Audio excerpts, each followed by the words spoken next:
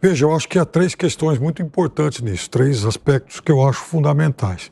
O primeiro, que às vezes a gente se esquece, é que em muitas situações dos golpes militares que aconteceram ao longo da história, esses golpes, na verdade, eles começam com inquietação, com turbulência civil. E aí os militares, eles são, de certa forma, até estimulados a aderir. E aqui no Brasil, nesse momento, a gente ainda poderia ter uma coisa diferente no sentido de ter algo mais circular. Ou seja, começou com essas pessoas, por exemplo, em frente aos quartéis, e a partir do momento que elas foram para a rua e tal, isso poderia estimular realmente alguns militares mais, digamos, os aloprados aí, a banda podre, aderir. Isso é uma teoria, mas, enfim, isso também está no radar. Segunda coisa, essas pessoas, elas não caíram de paraquedas lá. A gente não pode esquecer que, naquele final de semana, dezenas e dezenas de ônibus chegaram ao Distrito Federal transportando essas pessoas que não foram lá, evidentemente, para fazer um tour, para passear. Agora, vamos então a uma outra questão histórica que também é vastamente utilizada na condenação, na crítica ao, digamos, ao carimbo de golpe no que aconteceu no 8 de janeiro.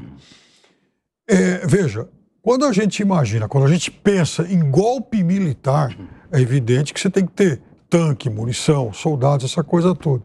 Porém, a história também registra rupturas institucionais, golpes populares.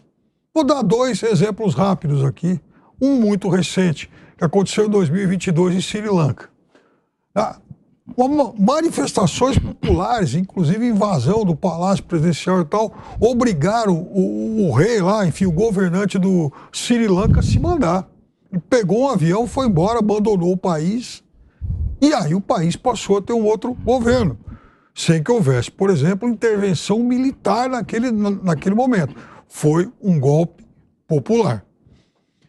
Mais atrás um pouco, em 1989, o mundo testemunhou também a manifestação popular que depois o ditador Ceausescu.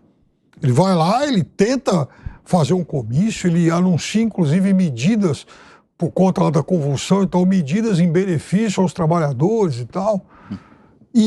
Só que ele não consegue conter a multidão.